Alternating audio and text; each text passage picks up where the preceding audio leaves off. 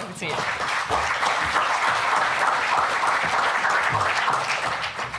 Thank you so much. And first off, I'd just like to apologise to Yvonne and everyone for sidling in a little bit late there. But as you may have noticed this morning, it's quite a big day for physical activity and research. Most of the national papers this morning are covering physical activity-related stories. The European Congress on Obesity is happening in Portugal right now, so we've seen data coming out around the kind of fit but fat debate. We're seeing data related to screen time in children and also the damage that just 2 weeks of sedentary behaviour can do to even kind of fit people. So have a look at a few newspapers this afternoon. I'm off from here to ITV in a moment to do some stuff on lunchtime news. It's going to be a big sort of day for physical activity research.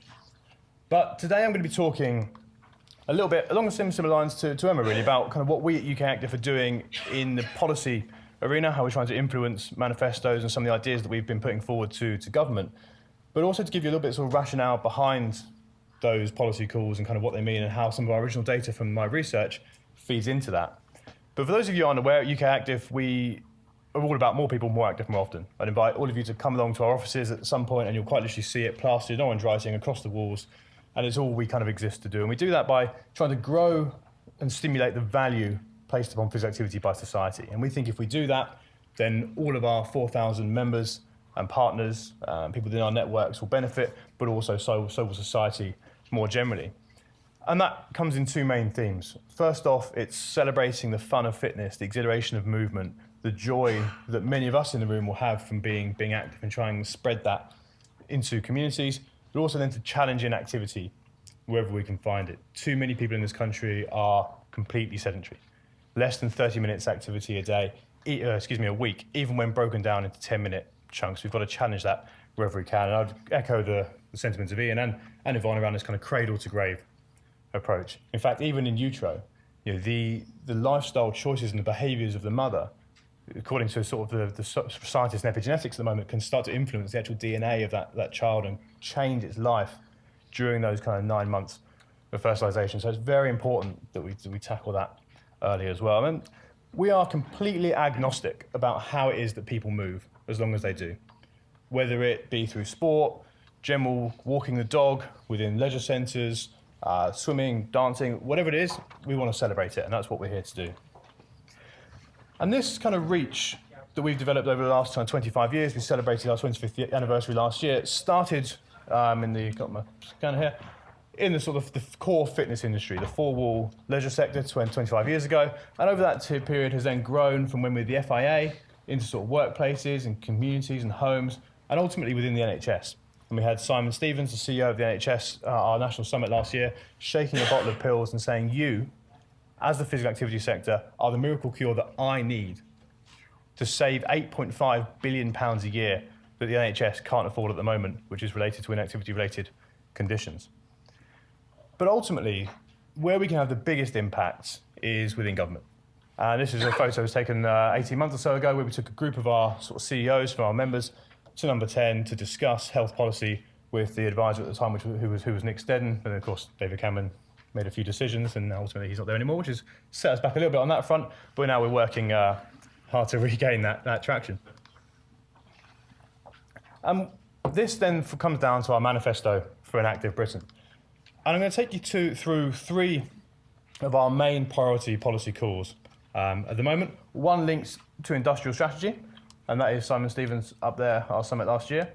One around schools, and the work we want to do with children and young people, and then in the workplace as well. And I'll take you through some of the cost-benefit analysis we presented into the Treasury around a policy call to expand the cycle to work scheme to include other active choices, whether it be kind of technology, Fitbits alike, whether it be home exercise equipment or gym memberships actually available to people through a salary sacrifice scheme. I'll take you through some of that as well. But I'm going to start with this industrial strategy, the call for a £1 billion investment to regenerate our ailing 1970s leisure facilities in the heart of communities. These leisure facilities are perfectly placed in prime locations, have the potential to be incredibly profitable, both in terms of generating revenue, but also in terms of removing cost from the NHS, reinvigorating local communities. So we believe that these can be the preventative force at the front line of the NHS, wellness hubs at the centre of communities where you pop to see your GP, And it isn't then a difficult process to recommend activity. They can essentially walk you across the corridor into the leisure centre to meet an exercise professional, to meet people trained in motivation interviewing. And the same process, these centres could house people focused on diet, sexual health, any other of these kind of conditions that are blighting our communities and National Health Service at the moment. And we're now working with Sport England to bring together a coalition of support for this call. And we're now starting and have seen brilliant traction in sort of leveraging support from across local government, the construction sectors, private sectors. We have pledged over £500 million currently from these kind of private construction-based sectors to be able to take to government and say, look, there's a real return to be generated here. Because of course, if we can have rent sort of free access to these facilities, we can ultimately generate a return for the private investors and also for the communities through the local authorities who will see massive savings in local services and of course in the broader NHS. And these have been done before. This isn't kind of a new idea. This is an example in Warrington Borough Council. If any of you get a chance to have a look at this centre, it's absolutely fantastic. It houses the library, it houses GP surgeries, it houses community clinics, and it also is home to a fantastic leisure centre that's accessible and easy to access and linked in, importantly, with brilliant community schemes. You can see here from the floor plan at the bottom, all these sort of things. There's a creche, PCT lifestyles team, that was a few years ago. Change Suites first aid, health suites, doctor's surgeries. It really does act as a hub for a community. There's always a place to go, somewhere to be seen and access anytime. Now, I can't give you too much sort of detail about that one. You can imagine the sort of the sums of money and things that are involved. But where we can talk in a little bit more detail is around schools. Now, this is the least active generation in history. The fittest child in a class now would have been the least fit child in a class 30 years ago. We've stripped physical activity out of our children's lives and tried to force it into very specific segments within the school day, where actually ultimately the time in an hour is taken getting changed, having instruction, moving around for maybe 20 minutes, getting changed again, back into lesson to sit down for another 6 hours for the afternoon. And we wonder why children aren't active enough and they're developing poor social skills, well-being isn't as strong as it could be, and ultimately, as Emma was alluding to, the physical literacy isn't good enough. We're failing children. Children are leaving primary school, going into secondary school, being thrust into a PE lesson where they've been told to play rounders or netball, but can't catch or throw or kick. And ultimately, that drives a negative experience for that child in that environment and turns them off sport or activity for life. So we've got to address this. But there's a big but in this instance. There's a huge amount of funding being driven into schools to address this. We've seen the pupil sport premium, that's going to be doubled, and that's going to ring-fence until 2020. We're seeing the soft drink levy, a minimum of £420 million going to be invested back into primary school sport. But at the moment, and this is very much with my researcher hat on, we don't really know how to spend that money. We don't know kind of what's working, where, for whom, why. Can we give head teachers any really educated guidance for how to best invest that money for their children? How does that differ in socioeconomic areas? Does it differ between ethnic group? How do we sort of spend this money most effectively?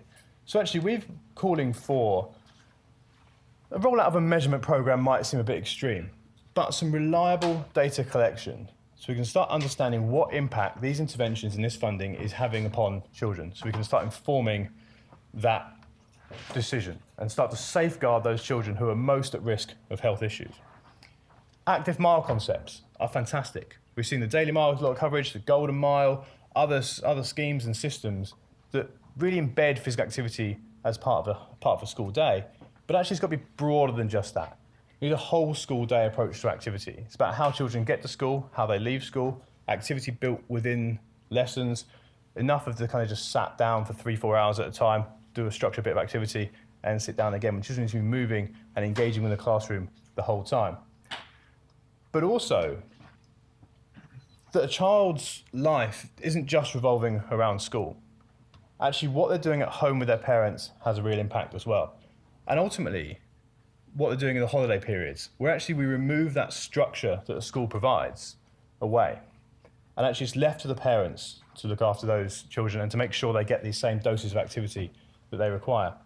A study from the University of Essex last week found that the Easter holidays There's 2 weeks of these holidays were the most miserable time in a child's year.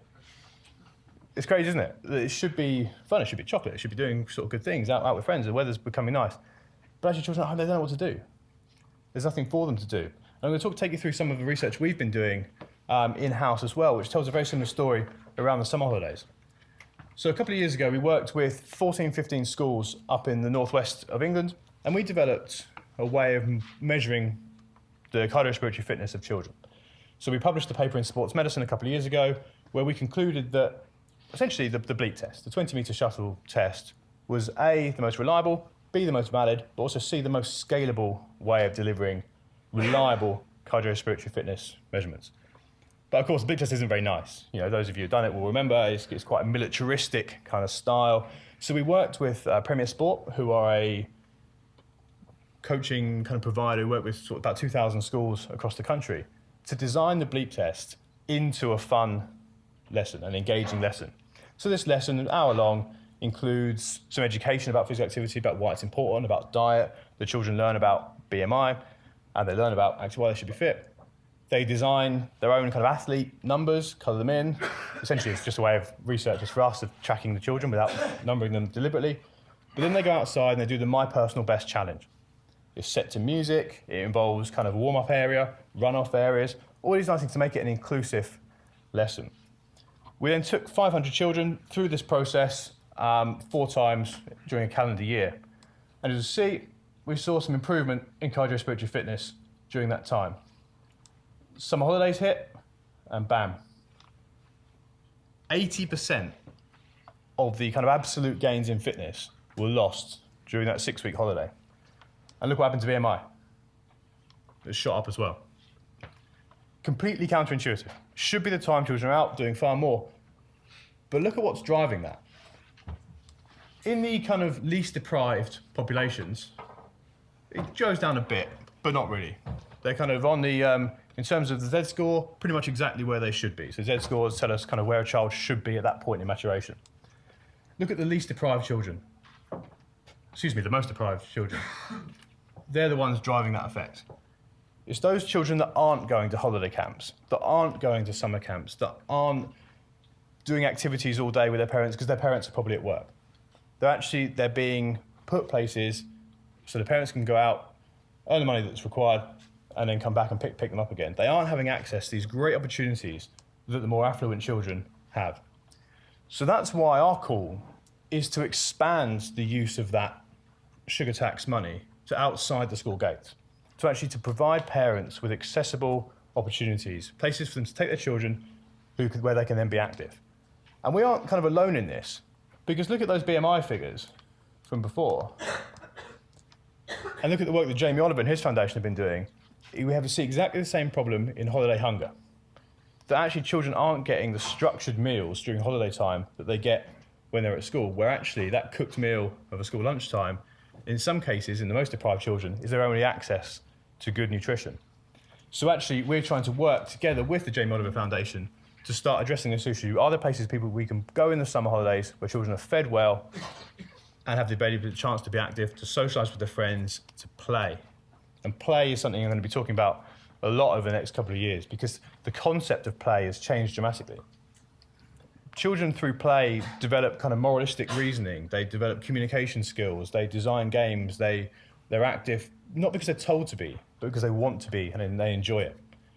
And actually that's something we need to put back into society, but perhaps in a slightly different style, that actually embraces technology, it embraces gamification, it embraces social media. Because actually we can't take that away from children, as we're seeing from the research that's come out today. But actually we need to embrace it, work with it, and help alter that a little bit to start engaging children slightly differently. And the final kind of area I'm going to talk about is workplaces. And again, I don't need to preach to you all in the room that actually the office day is incredibly sedentary. You know, my typical office day is I drive to a train station, I sit on a train for an hour, I come into the office. If I'm relaxed, I can walk. If I've got a meeting to go to, then straight on the tube. Sat for 8 hours in the office, nip out to prep for a sandwich back, and it feels terrible. You feel terrible at the end of the day, you're stressed because of it, your work rate, I'm sure, does go down, and we see this huge issue of presenteeism somewhere here. Actually, we might be in the office, but we're not perhaps working as hard as we should be. But then there's also people that don't even get to the office. The lower back pain, the stress, the depression, the anxiety that's causing people to take days off from work is costing the economy £32 billion every year. So what we want to do as a way of kind of countering this and also helping the economy more widely is to expand the cycle to work scheme to include home exercise equipment, wearable technology that can help drive active behaviours, and also fitness centre, leisure centre memberships, so that people can have those access to those things tax-free through a salary sacrifice scheme. Cycle to work scheme on its own generates £72 billion in return at the moment, so we think we can kind of expand on that. And we've made some real progress. And again, the election wasn't kind of ideal timing, but it has given us a chance to regroup, inform some stakeholders like yourselves about what we're doing, and gain great support for it moving into the changing government. But we then commissioned some accountants to actually work on a return on investment analysis for us. And just very briefly on the methodology for this. So there'll be some real cost to delivering this, because there'll be an awful lot of people that are currently members of facilities, currently buying things, that currently pay tax on those, who will then get them tax-free. So that's a direct cost to the Exchequer. We'll then lose out on some additional income through sort of secondary spend. And then, of course, there's the quite steep administrative cost of doing something like this. But the benefit would be the healthcare cost savings, the drop in demand for NHS services, back into the economy around the workplace, people being kind of more productive at work, reduction in premature mortality, people able to work longer, and then perhaps, and again, we're less able to model this, but some then increase in Exchequer benefit in terms of secondary spend around, sort of, if you have the gym membership tax-free, you might then buy the trainers, you might buy the other things additionally that do include some VAT and so on top of that. There's also things to consider here, and I've just, for the record, I'm a physiologist, not an economist, so these terms are a little bit alien to me, but we also have the elasticity of demand, in that as things get cheaper, the demand for them goes up. And people far cleverer than I have kind of calculated that based on what we know about the growth in the budget gym sector and the way that we saw a decrease in price and an increase in demand, we can relatively reliably come up with this kind of minus 0.59 figure. That means if we were to reduce the cost of, for example, gym membership by 26.9%, which would be what it'd be without the still the tax added on, we can predict a 15.8% growth in usage. And then using those kind of figures, we can then start working out the NHS cost savings, the employee absence cost, what it means, and what it means for the Exchequer off the back of it. And here are kind of the findings. We can see in the first year, essentially the box, Yvonne, I'm shining lasers in your eye. In the first year, a net benefit to the Exchequer of 41.1 million, that then grows to 240.4 by 2021, assuming the uptake of the scheme that we can predict. So pretty compelling figures, we think. However, and there's a relatively big kicker to this, that we had to then apply some sensitivity analysis, because not everybody that takes up that scheme is going to have been previously inactive. And of course, the people that were previously inactive are the ones that generate the real biggest return on investment, as Mike was alluding to first thing this morning. So applying this kind of sensitivity, we know that to break even, we need 30% of the people who take up the scheme to have been previously inactive. If we can do that, then the health benefits and the benefits back to the economy will get us to a break-even point. So the challenge to us as a sort of sector and to us who are kind of people who are representing the sector is this could be a game-changing moment.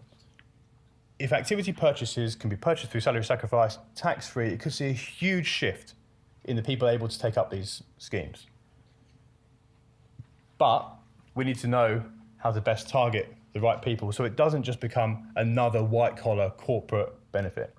The same people that have the corporate gyms in their workplaces already, the same people that get tax-deductible things, but they're running triathlons at the kind of weekends anyway. We need this to be, and excuse the generalisation, the blue-collar workforces in those kind of factory settings, those settings that were incredibly labour-intensive jobs up until 20 years ago and are now completely sedentary.